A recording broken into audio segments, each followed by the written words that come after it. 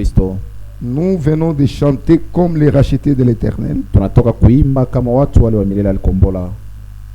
Parce que la Bible dit Maana Biblia inasema que l'Éternel siège au milieu de louanges. ya kwamba wa milele iko na ikala fashi ya masifa. Nous naissons toujours dans la joie. Tuko wakati yote paka mufuraha. Notre naissance Tuko nasalika mufuraha na à la kuzalika nature kwetu de la joie.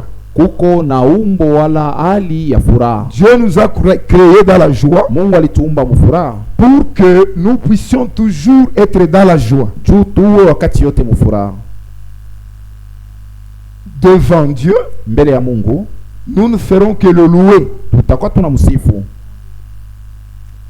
S'il y a celui que nous devons adorer, Kama kukule tunapasha kuabudu c'est notre Dieu. ni Mungu wetu. C'est pourquoi Ni kwa maana il nous a créés de sorte qu'en chaque instant, en chaque circonstance, alituumba msababu ya kusema wakati yote nous puissions l'adorer. tupate kwanza kumwabudu. Pour l'adorer, Na juu ya il faut kumwabudu être dans la joie. inafaa uwe na furaha. C'est pourquoi, quel que soit ton problème, Ni kwa maana hata kama kuna mambo si kali, tu entres seulement ici, lakini wewe ukiingia tu hapa tu sentiras la joie du salut. utasikia furaha ya wokovu. Les élus de Dieu Bateule ya Mungu marchent par la joie du salut. beko natembelea mfuraha ya wokovu. Et quand tu marches dans la joie du Na salut, kama unatembea mfuraha ya wokovu, tu vas minimiser ton problème. mambo yako utaiona ya chini, Parce que ce n'est pas toi maana haina weye qui combat, mwenye kukombana, c'est Dieu qui combat pour ni toi. Mungu ndio kuna kukombania. Ce n'est pas toi qui vas vaincre. Haina wewe utashinda, Dieu a déjà vaincu pour lakini toi. Mungu anaweza kushinda juu yako. Tu marches, tu es né dans la victoire Ulizalika mushindi et tu combats l'ennemi qui est déjà na vaincu. uko napigana na adui mwenye kushindiwa. Que Dieu vous bénisse. Mungu amebariki. Que cela ne quitte jamais votre esprit. Ile isipate kumitoka mawazo. Un élu de Dieu, Mteule wa Mungu il se sent toujours vainqueur. wakati yote anajisikia paka Et mshindaji. quand tu as la foi, Na kama uko na imani, tout est possible à celui qui croit. yote inawezekana kwa mwenye Quand kuamini. tu as la foi, Kama uko na imani, tu interviens Dieu dans ton problème. ni kusema unamuingiza Mungu mu mambo yako. C'est pourquoi il faut toujours garder la foi. Ni kwa maana inafai kuchunga imani. Nous-mêmes, nous ne pouvons rien faire. Shebe nyewe hatutaweza kitu. Jésus a dit, sans moi, vous ne Yesu pouvez rien alisema faire. bila yeye hatutaweza kitu. Il faut toujours l'associer Inafai kumuingisha mu mambo à yetu chaque instant wakati yote de votre vie. ya maisha yako. Lèvons-nous pour la lecture de la parole. Tutasimama kwa kusoma neno ya Mungu. Nous allons lire dans 1 Corinthiens chapitre 10. Tutasoma mwa Korinto wa kwanza sura yake ya 10. Frères, je ne veux pas que vous ignoriez que nos pères ont été sous la nuée, qu'ils ont tous été passés, qu'ils ont tous passé au travers de la mer. Wakorinto wa kwanza sura yake ya 10 mstari ya kwanza. Ndugu, usipende ya kuwa muwe na kutokujua ya kwamba wababa yetu wote walikuwa chini ya wingu na wote walipita mubahari wala walitambuka bahari.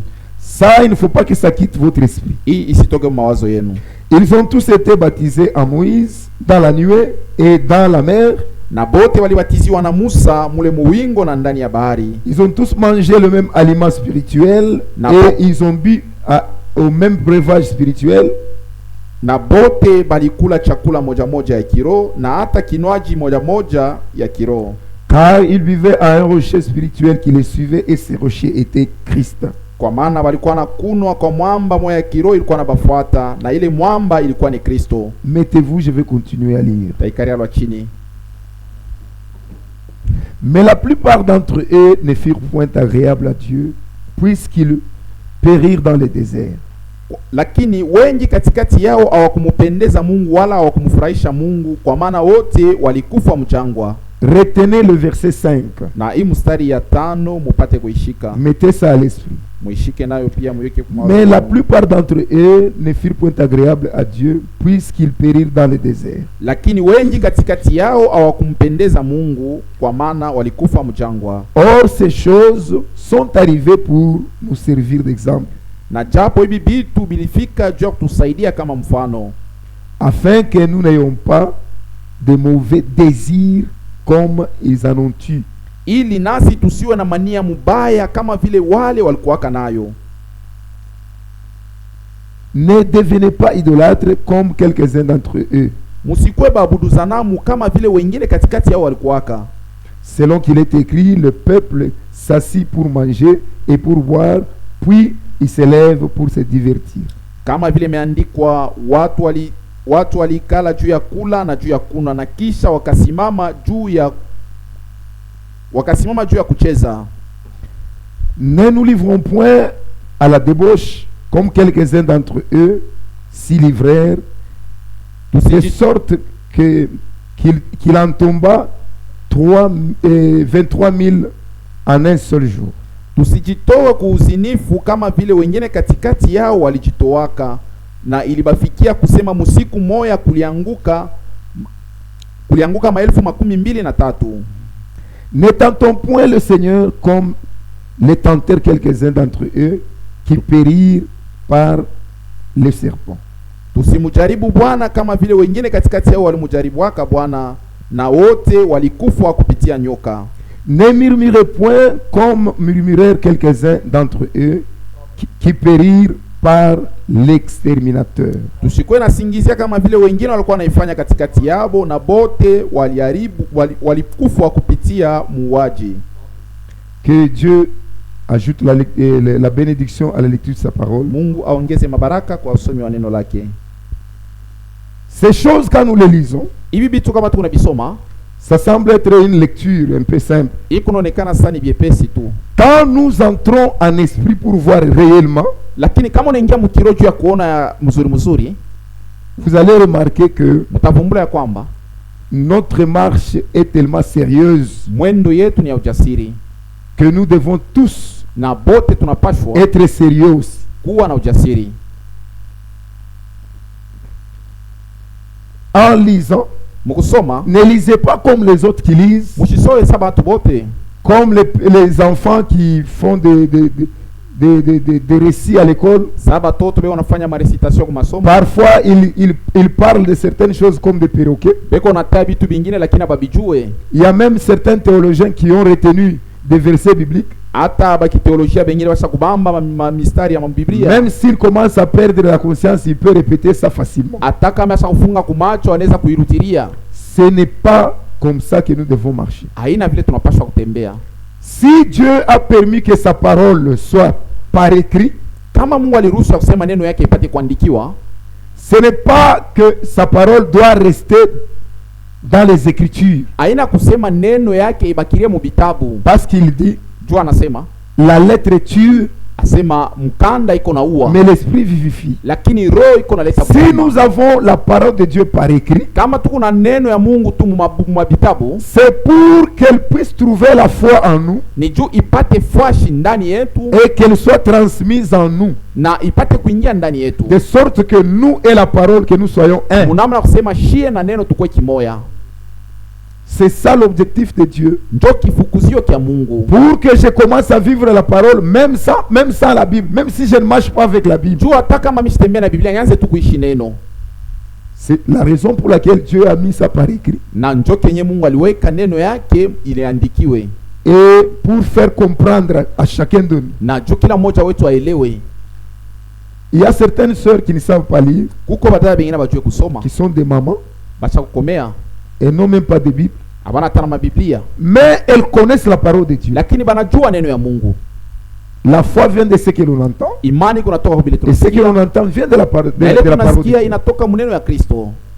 Hier on a parlé du 3e exode, on a parlé de 2 autres exodes, et on a débouché dans le 3e exode. Nous avons dit que ce qui s'est passé dans le premier exode, c'est ce qui se passe maintenant. Mais seulement dans le premier exode, c'était naturel, c'était physique. Mais actuellement, tout se passe dans l'esprit. C'est la raison pour laquelle, si tu n'es pas né de nouveau, tu ne comprendras rien. Au temps de Jésus, les gens ont vu Jésus marcher.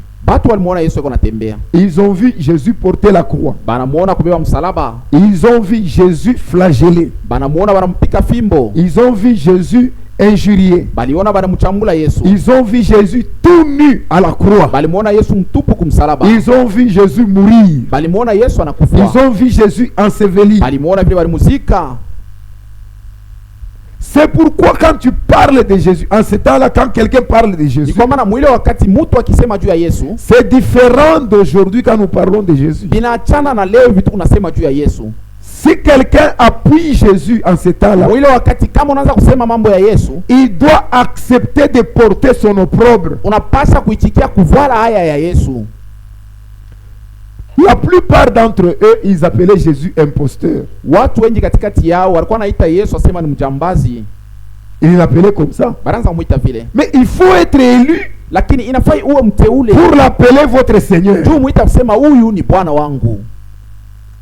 C'est la raison pour laquelle ces gens-là, quand ils croyaient, on les imposait les mains, ils recevaient le Saint-Esprit sur le champ.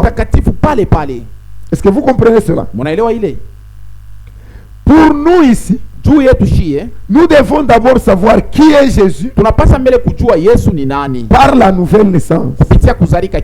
Et puis marcher avec Jésus dans la sanctification. Pour l'accepter totalement, c'est l'obéissance totale à sa parole. Et ensuite, vous recevez le Saint-Esprit. En ce temps-là, les apôtres étaient très peu nombreux. Ceux qui défendaient la doctrine du christianisme étaient très peu nombreux. Parce que défendre cette doctrine, c'est accepter la honte. C'est pourquoi Paul disait que Christ a sanctifié le peuple en souffrant hors du camp. Nous aussi portons son opprobre, allons hors du camp pour le suivre. Amen. Aujourd'hui, Christ est encore là sous la forme de la parole. Et il a dit, heureux ceux qui croiront sans avoir vu. Parce que croire sans voir, atteindre ce niveau-là, c'est difficile quand on n'est pas né de nouveau. Il faut naître de nouveau. Et nous avons dit que dans l'église du Dieu vivant, il y a 3 sortes de croyants qui sont appelés, qui viennent ici, comme au temps de Jésus. Jésus a vu les autres quand il a dit, vous mangerez ma chair, vous boirez mon sang. Il a vu les autres partir. Il a dit, vous aussi. Pourquoi êtes-vous ici partis? Pierre a dit, où irions-nous? C'est toi qui as les paroles de la vie éternelle. Jésus dit, n'est-ce pas moi qui vous ai choisi, mais l'un de vous est un démon. Cette église de Jésus est la même chose que l'église aujourd'hui. Frère Branham a prêché sur les 3 sortes de croyants. Il dit que dans toutes les églises locales, il y a ces 3 sortes de croyants. C'est pourquoi nous avons parlé de scandale. Le scandale arrive dans l'église inévitablement. Jésus dit dans Luc 17 qu'il est impossible que le scandale n'arrive. Il est impossible que les scandales n'arrivent. Les scandales seront là. Mais malheur à ceux qui amèneront les scandales. C'est ce que Jésus a dit aussi dans son église. Il est vrai que le Fils de l'homme sera livré selon les Écritures. Mais malheur à celui qui les livrera. vous remarquez mnaona qu'il y a un certain groupe de gens sema kuko mkundi mwa fulani ya batu qui sont parmi nous. beko katikati yetu. Pour eux les scandales c'est rien pour eux. Juu yabo bikwazo ni iko kama kawaida. Comme la Bible dit, kama vile Biblia inasema, il est impossible haiwezekane que les scandales n'arrivent. Bikwazo bishindwe ku yako wala bikose. Les enfants de Dieu watoto ya Mungu doivent minimiser les scandales dans l'église. Banapaswa kwanza kusula bikwazo mkanisa. Parce que les scandales, maana bikwazo, ce sont les œuvres de l'ennemi dans l'église. Bitendo bya adui mkanisa. Je vais vous dire une chose. Nimeambia kitu kimoja. La guerre que nous avons maintenant n'a pas commencé ici sur la terre. Cette guerre a commencé au ciel. Entre Lucifer et Michael.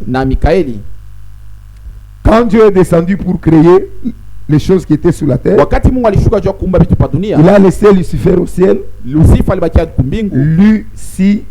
c'est la lumière. Pharaon, c'est le porteur de la lumière. C'est-à-dire, c'est un ange resplendissant. Il avait une beauté terrible. Comme Absalom, le fils de David. Comme Absalom voulait devenir au roi comme son père à cause de la beauté.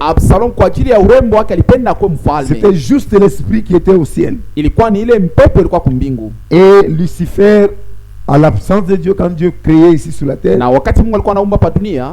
il voulait qu'on l'adore. Et il a séduit un tiers d'anges. Dieu a créé des milliers et des milliers d'anges pour l'adorer. Et sans cesse au ciel, ils ne disent que Saint, Saint, Saint est l'Éternel, Dieu des armées. Les cieux et la terre sont pour ta gloire. Maintenant, il a séduit un tiers. Quand Dieu a remarqué cela, il devait le précipiter sur la terre. Il a envoyé Michael avec son armée. Ils l'ont combattu et ils l'ont jeté sur la terre. Automatiquement, la lumière qui était en lui est changée en ténèbres. Et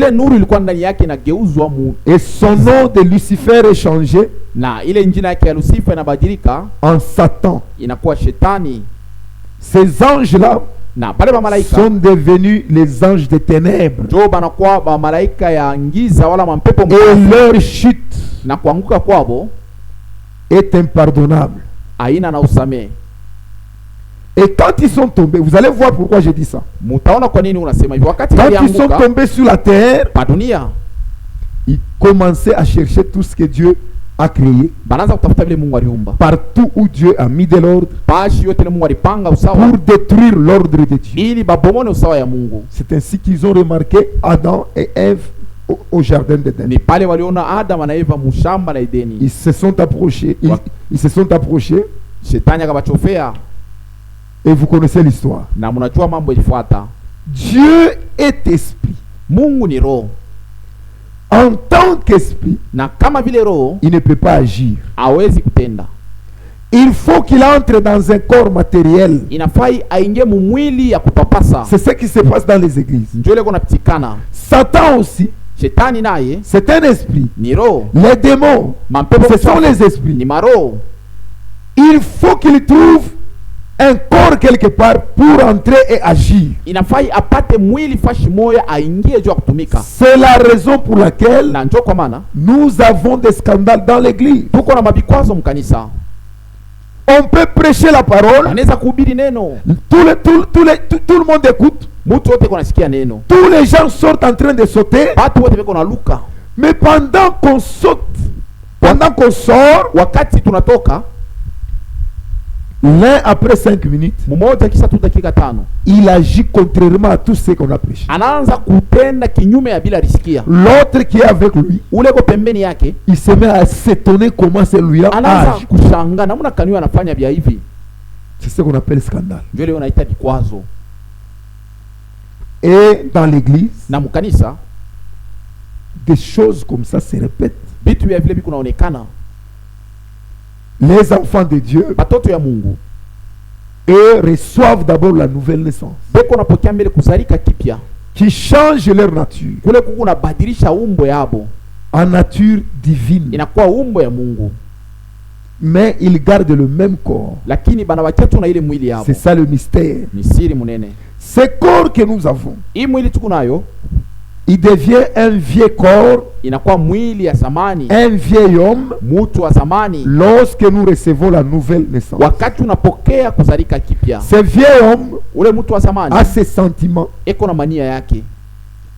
Dans ces sentiments-là, mwile mania yake, rien ne l'attire vers Dieu. Hakuna kitu kinamkokota kwa Mungu. Tout l'attire vers le monde. Yote vinamkokota ni kudunia. C'est-à-dire vers le péché. Ni kusema kuzambi. Il n'y a rien qui l'attire vers Dieu. Hakuna kitu kinamkokota kwa Mungu. Mais dans la nouvelle naissance, asa muzalika kipya, il y a la présence de Dieu. Muko uwepo wa Mungu. Qui tue le vieux homme. Ile iko na uwa ule mtu wa zamani. Et qui t'attire à la parole. Na inakokota kuneno. Amen. Maintenant, quand tu as la nouvelle naissance, wakati unazalika kipya, tu auras deux choses en toi qui combattront. Utakuwa na vitu viwili vinakombana ndani yako. C'est pourquoi le premier ennemi, ni kwa maana adui wa kwanza, c'est votre vieil homme. Ni ule mtu wako wa zamani. Pour que tu voles, uibe, il faut que tu entendes quelque chose qui te dit vole. Inafaa usikie kitu kikwambia uibe. Quand tu t'approches pour voler, ukichofa juu ya kuiba, si tu n'es pas enfant de Dieu, kama una mtoto wa Mungu, rien ne peut te freiner. Hakuna kile kitakushimamisha. C'est pourquoi la Bible dit le peuple sans révélation c'est un peuple sans frein. Ndio kwa Biblia inasema batu basipo ufunuo ni batu abana cha kubashimamisha. Mais quand tu as la parole de Dieu, kama uko na neno ya Mungu, tu as la nouvelle naissance, uko na kuzalika kipya, la révélation de la parole est en toi. Ufunuo wa neno uko ndani yako. Quand tu veux t'approcher pour voler, tu peux voir un prédicateur à la chair dans ta pensée qui condamnait le péché de voler. Et une petite voix te dira pourquoi tu voles. Tu vas t'étonner, tu vas laisser, tu vas partir. C'est-à-dire en toi, il n'y a plus de place pour le vieux homme. Mais il est là, il te combat. Comme cette nature-là, tu l'as reçu dans la victoire, alors tu vas triompher. Est-ce que vous avez compris la chose? Maintenant, quand tu vois quelqu'un dans l'église, malgré qu'on prêche, lui, il ne fait que reculer. Il ne fait que reculer. Il faut faire attention. C'est pourquoi la Bible dit, éloignez-vous de tout homme qui s'appelle frère mais qui vit dans les désordres.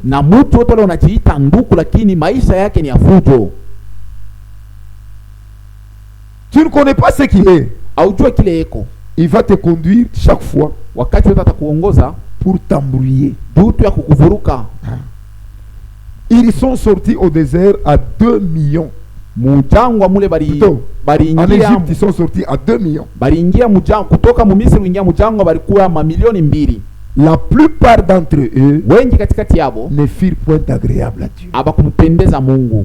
Pourquoi? La plupart étaient des ramasses.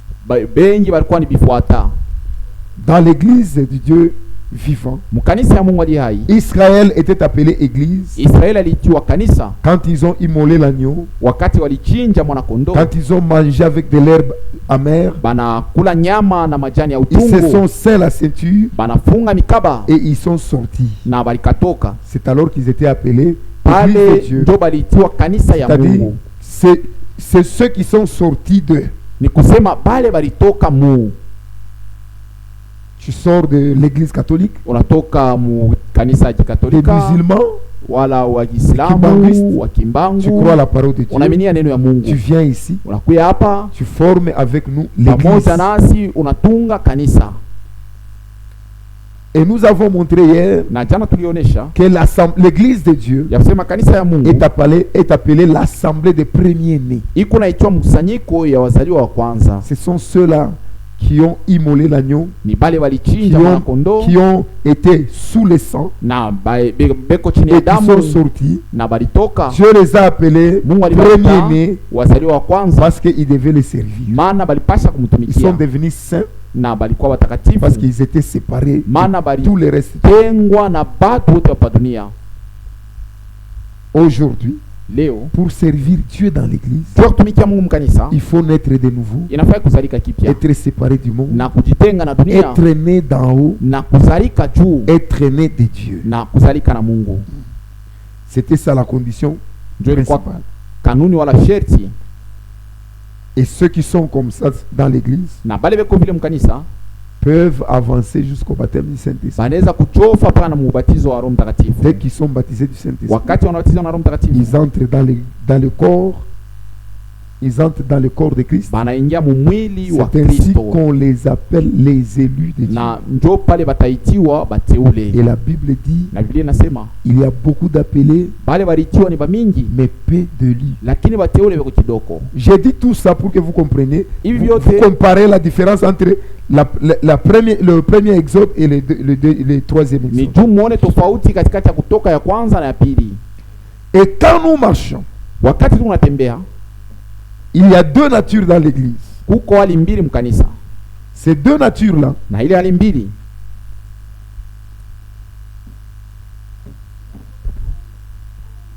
ces deux natures manifestent les deux natures de l'Esprit de Dieu. De l'Esprit qui anime l'église.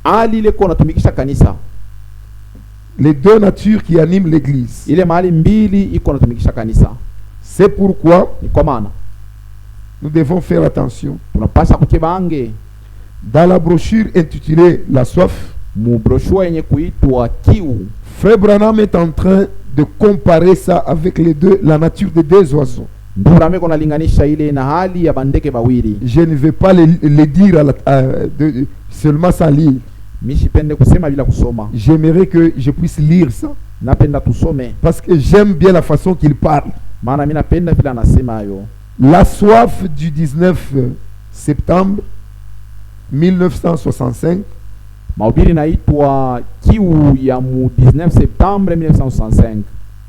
Page 34. Paragraphe 197. Maintenant vous voyez que vous devez être avant même que le monde fût formé. Na munaona ya kwamba munapasha kuwa mbele hata dunia ipashe kutungiwa. Que votre nom devait être mis dans le livre de vie de l'agneau. Na jina yako ilipasha kuwekewa mkitabu ya uzima ya mwana kondoo. Et alors que pouvez-vous manger? Na sasa ulipasha kula nini? Le Saint-Esprit vit par la parole de Dieu. Roho Mtakatifu iko naishi na neno ya Mungu. Et maintenant, dans Apocalypse chapitre 22, verset 19, la Bible dit, si quelqu'un ôte quelque chose de la parole, du livre de cette prophétie, Dieu ôtera sa part de l'arbre de vie et de la sainte cité. Mungu ataondosha naye sehemu yake kumuchi ya uzima na ya ile muji takatifu. Vous voyez comme c'est profond. Mnaona namna gani ni ya uketo wala upana. Vous ne pouvez pas, le Saint-Esprit ne peut pas. Roho Mtakatifu haiwezi. Il dit d'abord vous ne pouvez pas. Asema amwezi. Ensuite il dit le Saint-Esprit ne peut pas Roho Mtakatifu haiwezi des choses de ce monde. Kuishi na vitu ya dunia. C'est comme une colombe et un corbeau. Iku kama vile njiwa na kunguru. Un corbeau est un grand hypocrite. Kunguru yeye ni mnafiki wa nguvu. Un corbeau s'égare qui peut sortir et qui peut manger du blé toute la journée. Kunguru anaweza kutoka na anaenda kula ngano mchana yote. Il s'égare ule mwanaume ule kiana ule. Il peut sortir et manger du blé toute la journée. Anaweza kutoka na kula ngano mchana yote. Et ensuite s'envoler là-bas. Na kisha anapipuka tena nenda kule. Et voler sur une vieille carcasse. Anaenda kulia tena biozo. et la manger aussi. Na kulia tena biozo. Il dit, anasema, il peut manger le blé toute la journée. Anaweza kula ngano mchana yote. C'est très profond. Ni upana sana ile. Il peut venir ici. Anaweza kuja hapa. Il écoute la parole toute la journée. Anasikia neno ya Mungu mchana yote. Mais la nuit, lakini usiku, il dort à l'hôtel avec une femme. Anaenda kulala na ndumba kwa hotel. Il a mangé le blé toute la journée. Mchana yote anakula ngano. Les quelques minutes seulement là qu'il sort, dakika tu kidogo yeye kutoka, il tombe sur une carcasse morte. Anaenda mubulevi wala mukufuta et il mange ça. Anaenda kufanya bile. Il peut s'asseoir dans le champ et manger le blé avec la colombe. Anaweza kuikala mshamba pamoja na njiwa kula ngano. Et aller là-bas et manger la carcasse morte. Na kisha tena anatoka nenda kulia biozo. La colombe peut manger le blé toute la journée. Njiwa yeye mchana yote anaweza kula ngano. Mais elle ne peut pas manger la carcasse morte parce que c'est une colombe. Lakini asiwezi kula viozo maana yeye ni njiwa. Weye kwa hawezi kufanya zambi. Il peut pas pécher. Kama yeye anafanya zambi, si le corbeau peut pécher, si tunekala kimya, nous on s'était, usisema sema ne pense pas si banetonea, oh on nous a dominé, si ndio batuma bakutenda sauti ya Mungu, qui doivent accomplir la parole de Dieu. Aba wengine wanafanya mazambi bako ne baacha. Les péchés on les laisse. Mungu kama anamwacha, si Dieu les laisse, si tutamfanya nini? Qu'est-ce que nous on peut le faire? Nature yake yeye, oui, sa nature. Mungu jua anayua. C'est Dieu qui connaît sa nature. Mungu ako na mwacha, Dieu le laisse. Dieu anayua sema, parce que Dieu sait, yeye atakulia tena bile biozo. Il va encore manger la pourriture. Qu'est-ce qu'il faut? Inafaa nini pour qu'il ne soit pas comme ça? Juu asiwe vile. Il faut que sa nature change. Inafaa hali yake ibadilike. Et qui peut changer la nature? Nani anaweza kubadilisha hali? C'est Dieu lui-même. Ni Mungu tu. Amen. C'est la raison pour laquelle si tu vois ça dans ta vie, ne quitte pas l'église pour entrer dans le monde, parce que tu es ici à dessein de Dieu. Tu dois être ici, tu dois pleurer jusqu'à ce que cette nature doit quitter.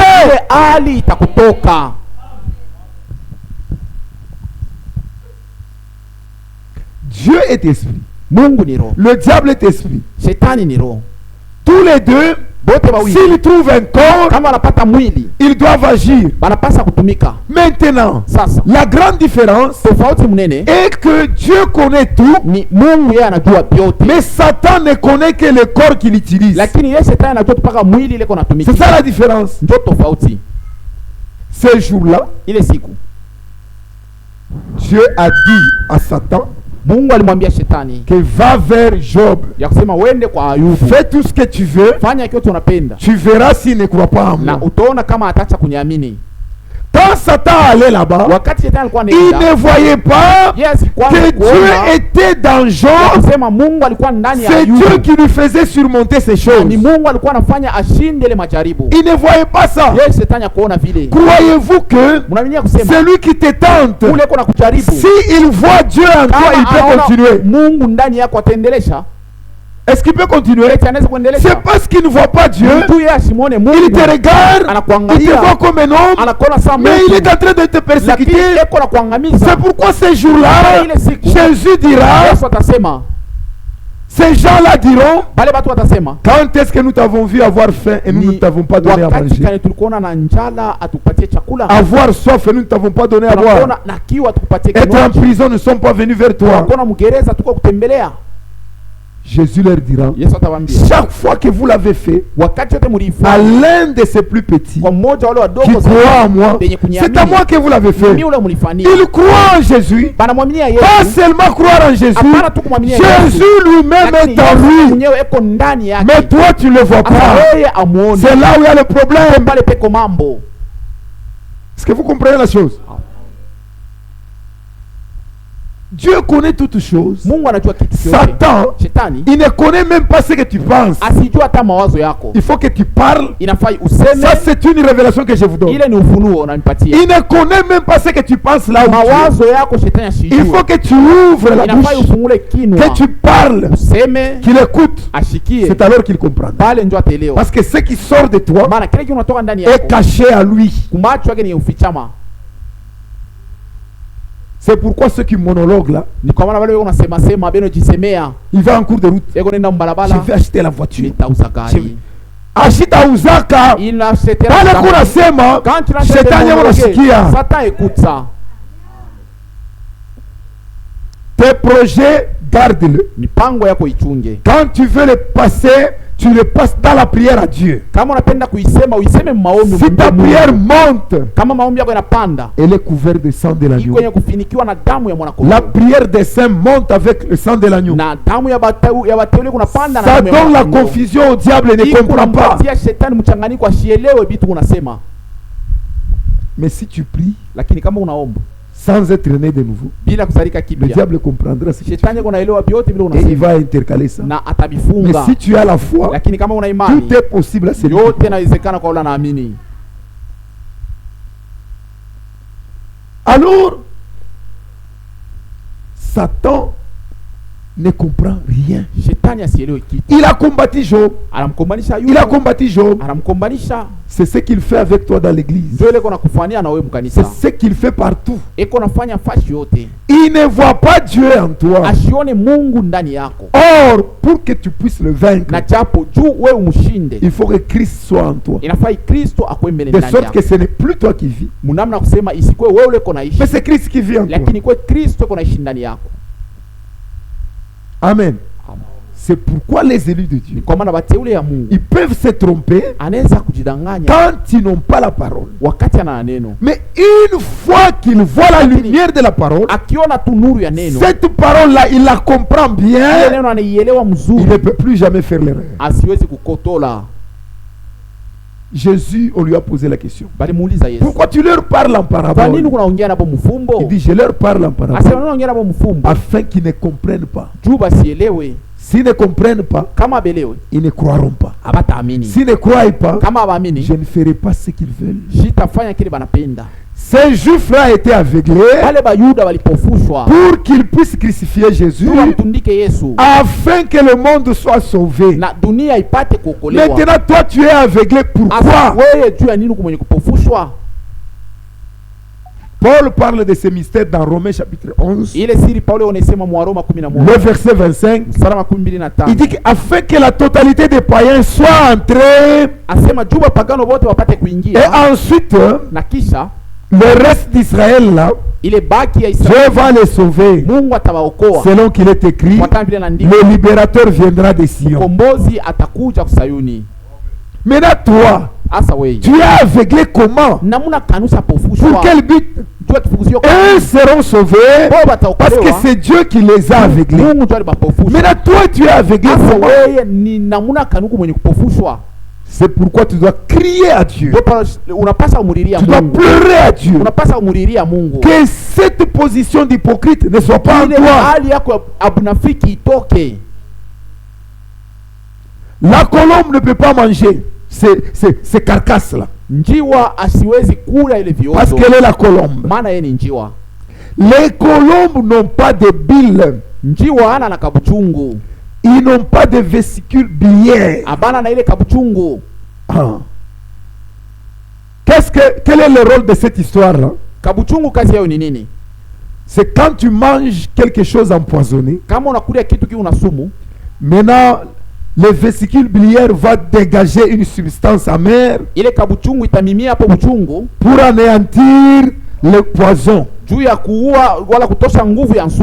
hommes en ont. Parce que ce qu'ils mangent, il y a beaucoup de microbes dedans. Mais la colombe est le type de Dieu. La colombe ne mange que ce qui est pur. Les graines pures. Pas les graines pourries.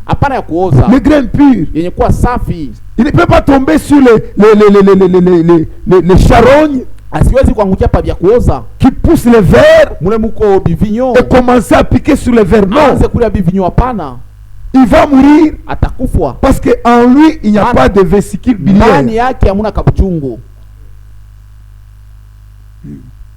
Une seule bouchée de la carcasse morte akikule tu biozo kidoko hivi suffira à tuer la colombe. kiloko tu itamuua. Un enfant de Dieu Mtoto wa Mungu ne mangera jamais ce qui n'est pas la parole. hawezi kula kenye kuwa akina neno ya Mungu. La nourriture d'un enfant de Dieu, c'est la parole de Dieu. Mungu ni neno ya Parce Mungu. que cette parole a la vie. Maana ile neno iko na Et uzima. quand un enfant de Dieu mange la parole, Wakati mtoto wa Mungu anakula neno, la nature de Dieu s'installe en lui. umbo wala hali ya Mungu inaikala ndani yake. Amen. Qu'est-ce que la parole de Dieu fait? Neno ya Mungu itafanya nini? Hébreux chapitre 4. Ibrania sura ya 4. Hébreux chapitre 4. Ibrania sura ya 4. Le verset 12. Nous irons jusqu'à 13. Tutashuka mpaka 13. Car la parole de Dieu est vivante et efficace, plus tranchante qu'une épée quelconque à deux tranchants. Kwa maana neno ya Mungu iko hai na ya nguvu na iko na makali kushindia mpanga yote ya makali ngambo mbili, pénétrante jusqu'à partager l'âme et l'esprit, iko naingia mpaka mkiwango ya kugawanya wala kukabula roho na nafsi, jointure et moelle. iko nachisha mfupa na mafuta, Elle juge les sentiments et les pensées du cœur. na iko nachunguza mania hata mawazo ya moyo. Quand la parole de Dieu entre en toi, Wakati neno ya Mungu itaingia ndani yako, elle met en toi le discernement. itaweka uchunguzi ndani yako. Un véritable enfant de Dieu Mtoto wa Mungu wa kweli a un discernement. ndani yake mko uchunguzi. Quand il est devant deux choses, Ukijikuta mbele ya vitu le viwili, discernement va l'amener à choisir correctement ce qui est à Dieu uchunguzaji itakusukuma uchakule kia Mungu et à laisser ce qui est au diable. Uache kenye kina kia Mungu. Le discernement, Uchunguzaji c'est la puissance de Dieu dans la parole uwezo wa Mungu qui muneno ne trompe jamais, yenye idanganyake, qui te donne la capacité yenye kukupa uwezaji de savoir quelque chose. ya wewe upate kujua kitu Cela se fulani. trouve dans ton âme. Iko ni ndani ya nafsi C'est yako. pourquoi la Bible dit dans Proverbe, Ni kwa maana Biblia inasema garde mahali, ton âme plus que toute autre chose, chunga nafsi yako kushindia kitu kyote, car c'est d'elle Maana que ni- proviennent les sources de vie. ndani yayo ndio Mungu natoka chemchemi ya uzima. Beaucoup de sources, les sources de vie. Mungu natoka machemchemi ya uzima. Mais maintenant, quand ton cœur Asa wakati a la roho yako parole de Dieu iko na neno ya Mungu et cette parole a le discernement, na ile neno iko na uchunguzaji, tu peux discerner les pensées qui se trouvent dans le cœur des gens. chunguza mawazo yako ndani ya mioyo ya watu. Ce n'est pas ta capacité, Haina nguvu yako, c'est la parole en toi. neno ndani yako. Maintenant, écoutez le verset 13. Kiasa mstari ya 13. Nulle créature n'est cachée devant lui.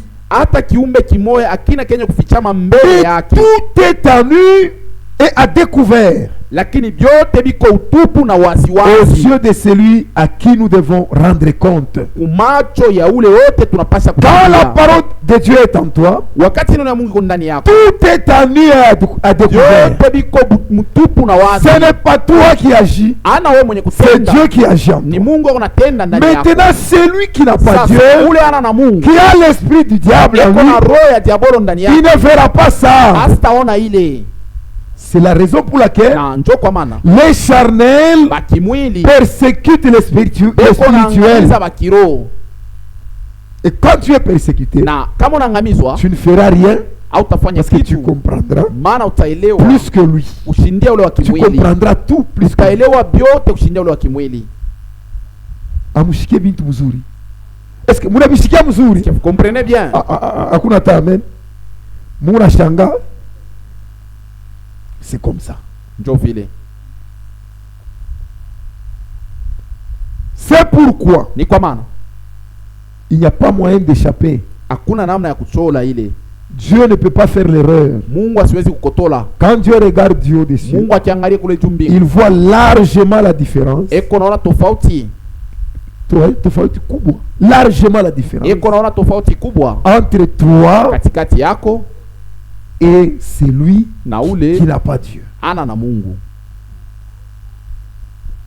Et toi-même, ta conscience le sait. Zamiri yako inaijua.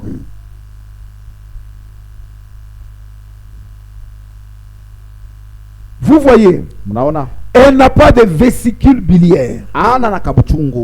Et c'est comme cela que les choses sont pas d'amertume.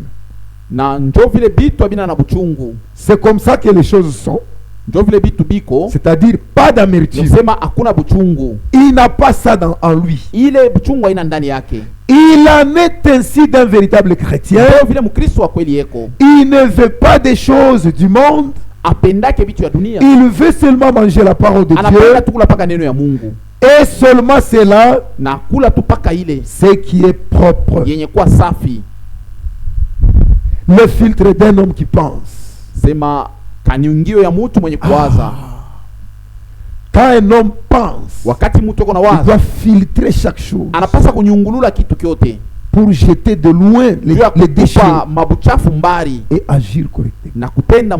C'est ce que Paul parle dans Philippiens chapitre 1. Que nous devons avoir un discernement des choses les meilleures. Un enfant de Dieu marche comme ça. Maintenant ici, il donne l'exemple de ce qui s'est passé dans l'arche. C'est beaucoup de choses qu'il explique ici. Je préfère parler ça comme ça. Qu'est-ce qui s'était passé? La pluie avait fait environ 35 jours. Et elle s'était arrêtée. Il y avait le débâcle. Le débâcle, c'est-à-dire l'eau commençait à descendre. L'eau commençait à descendre. Quand Noé a senti le calme et une fraîcheur de vent, il a compris que l'eau était poussée vers le bas très sensiblement. Maintenant, il a envoyé le corbeau. En envoyant le corbeau, Noé attendait que le corbeau rentre avec un signe pour qu'il comprenne si l'eau est totalement finie. Quand le corbeau est sorti, il a vu beaucoup de carcasses. Beaucoup de carcasses charognards. Il est tombé dessus, il a commencé à manger. Et il a commencé à passer son millénium là. Il a oublié même l'arche. Quand Noé a attendu assez longtemps, il n'a pas compris. Comment le corbeau ne vient pas? Il a lâché la colombe. La colombe a sillonné.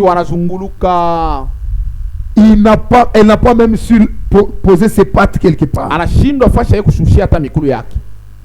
Comme la colombe est toujours fidèle, elle rentre toujours au bercail. La colombe a sillonné. Elle a trouvé un arbre avec quelques poussées de feuilles. L'arche était très loin. Elle s'est fatiguée et s'est perchée sur cet arbre. À la sortie pour rentrer dans l'arche, elle a eu faim. Il n'y avait rien à manger. Elle s'est souvenue qu'elle a laissé quelques graines dans l'arche. Il fallait qu'elle rentre pour manger. Et elle a piqué une branche verte avec des feuilles. Elle est rentrée avec ça dans l'arche. C'est alors que Noé a remarqué que le sec a apparu sur la terre. Le frère Branham dit, c'est la raison pour laquelle Dieu envoie toujours la colombe. Quand la colombe vient, elle entre dans quelqu'un, elle est fidèle pour la ramener à Dieu. Amen. Mais quand le corbeau vient, il entre en toi, il va t'amener au bar. Il va t'amener dans la mort et il va t'embrouiller. C'est pourquoi il dit, les deux natures là se trouvent dans l'église. L'une sert à obéir, l'autre est désordonné et désobéissant. Qui a compris quelque chose? Surtout ce que nous venons de parler. C'est pourquoi quand tu es chez toi, tu pêches facilement. Tu es sur une pente qui descend tout droit en enfer. Commence à pleurer tous les jours. Si tu rentres dans le monde, tu vas mourir. Commence à pleurer pour que tu sois né de nouveau. Et si tu es né de nouveau, commence à pleurer pour que tu sois baptisé du Saint-Esprit. Dans le premier exode, les enfants d'Israël marchaient sous la colonne de feu et sous la nuée. C'était visible. Dans le deuxième exode, la colonne de feu et la nuée n'étaient plus visibles. Mais il y avait quelqu'un qui disait que je suis la lumière du monde. Si quelqu'un croit en moi, il ne marchera jamais dans les ténèbres. Alléluia. La colonne de feu et la nuée étaient devenus un homme. Pourquoi? Pour que sa nature puisse entrer dans l'homme. La venue de Jésus dans un corps physique, c'est une prophétie que l'homme sera aussi un petit Dieu un jour. C'est pourquoi ce jour-là, après la fête des tabernacles, Jésus s'est tenu debout. Dans Jean chapitre 12, celui qui croit en moi, les fleuves d'eau vive couleront en lui jusque dans l'éternité. La Bible dit, il disait cela à cause de l'esprit qui entrera dans ceux qui croiraient, car jusque-là, l'esprit n'était pas encore sorti. Et il a dit aux disciples, il vous est avantageux que je m'en aille, car lorsque je m'en serai allé, vous recevrez le consolateur, l'esprit de vérité. Il vous conduira dans toute la vérité et vous montrera même les choses à venir. Dans l'âge de la Odyssée, quand quelqu'un ne croit pas et n'est pas baptisé du Saint-Esprit, pour Dieu, il n'a jamais cru. Pourquoi? Parce que quand Jésus est parti au ciel, il a laissé les gens dans le corps de Christ. Et quand il reviendra du ciel, il trouvera les gens dans le corps de Christ. Et pourtant la Bible dit que cette église, la dernière église, ou cette église à la fin, parce que Louis II traduit très mal. Louis II dit la gloire de la deuxième maison. Ce n'est pas la deuxième, c'est la même maison, la même foi apostolique, le même Seigneur, la même vie, la même bergerie. les mêmes brebis. Na kondo ile moya moya. Amen. Amen. Jésus a dit, Yesu alisema, j'ai encore beaucoup de brebis. Niko na bakondo bengi. Il faut que je les amène dans cette bergerie. Inafai nibapeleke mwile chumba. Pierre dit, car la promesse est pour vous, pour vos enfants, et pour tous ceux qui viennent au loin, en aussi grand nombre que le Seigneur va les appeler. C'est-à-dire, il n'y a qu'une seule bergerie, dont Jésus-Christ est le bon berger. Ce n'est pas deux maisons, c'est une maison. La première maison avait une gloire. Et la Bible dit que le Saint-Esprit a rempli l'église. Ici, au temps de la fin, le Saint-Esprit va non seulement remplir l'église, mais aussi kumwangika, ça va se déverser sur la terre. Alléluia. C'est-à-dire, nous aurons la même nature que Jésus.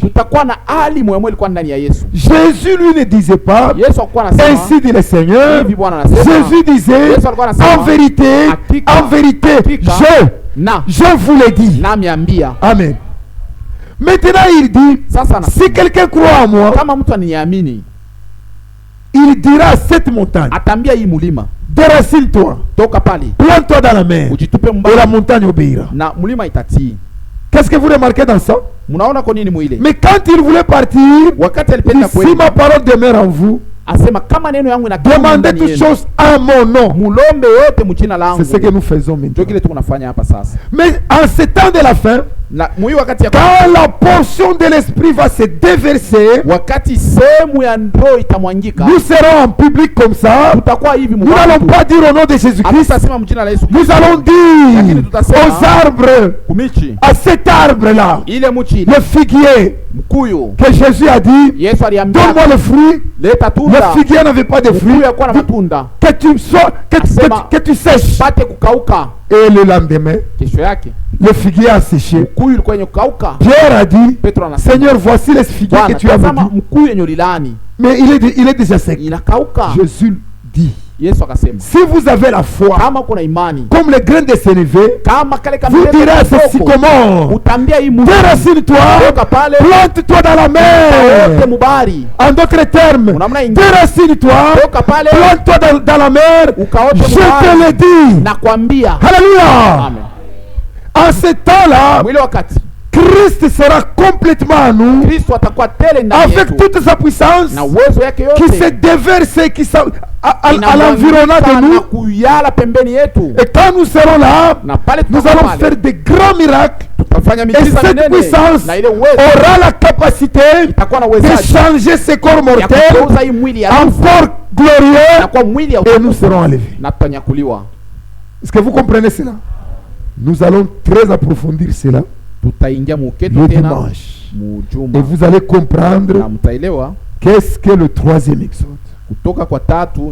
C'est pourquoi votre corps, Dieu va l'utiliser. Bien qu'il est poussière, il retourne à la poussière. Mais Dieu va transformer cette poussière en un corps incorruptible. Un cœur glorieux, un corps glorieux. Il a dit, la corruptibilité n'héritera pas l'incorruptibilité. Ce corps corruptible n'héritera pas le ciel. Il faut que ce corps soit transformé. À ce moment-là, nous serons semblables à lui. J'ai voulu une écriture et nous arrêtons par là. Mais le dimanche, nous allons bien approfondir ça. 1 Jean chapitre 3. 1 Jean chapitre 3.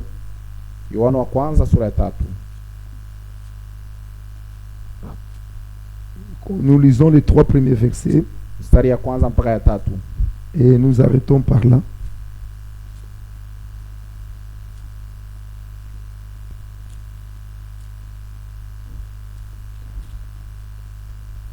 Voyez quel amour le Père nous a et nous a témoigné oneni mapendo ngapi baba alituonesha pour que nous soyons appelés enfants de Dieu. Ili tuitwe watoto ya Mungu. Et nous le sommes. Na tuko watoto ya Mungu. Si le monde ne nous connaît pas, kama dunia haijua kusema tuko watoto ya Mungu, car on nous a donné la parole, kwa maana alitupatia neno, et le monde nous a haïs. C'est ce que nous avons vu hier, n'est-ce pas? Ne dunia ilituchukia. Maintenant aujourd'hui, cette parole-là nous fait de nous les enfants de Dieu. Parce qu'à tous ceux qui l'a cru, il a donné le pouvoir de devenir enfants de Dieu. Maintenant ici il dit, regardez quel amour Dieu nous a témoigné, que nous sommes enfants de Dieu.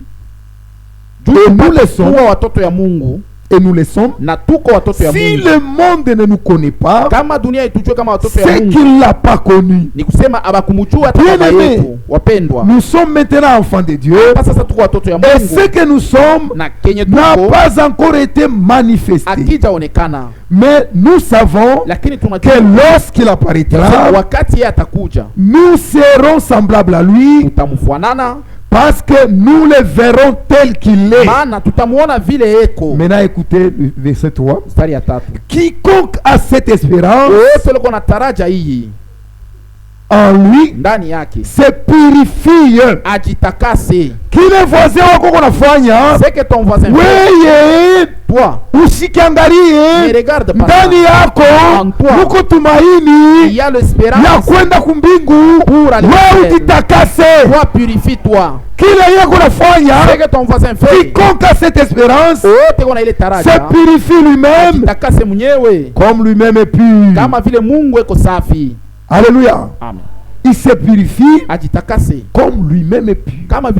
Dieu a dit soyez saints comme votre Père Céleste. Soyez parfaits comme votre Père Céleste est parfait.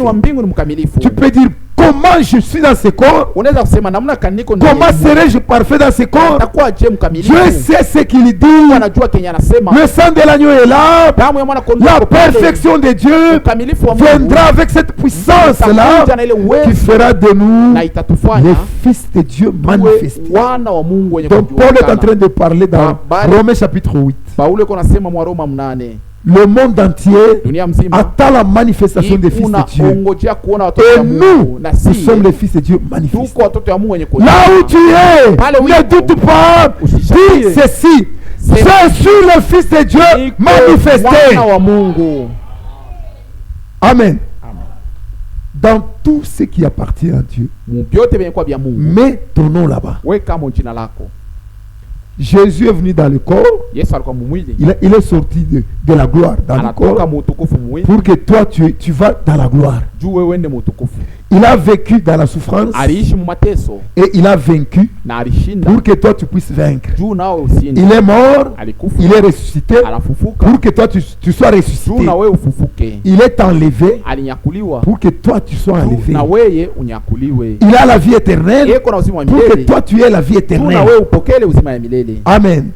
Que Dieu vous bénisse pour ce soir.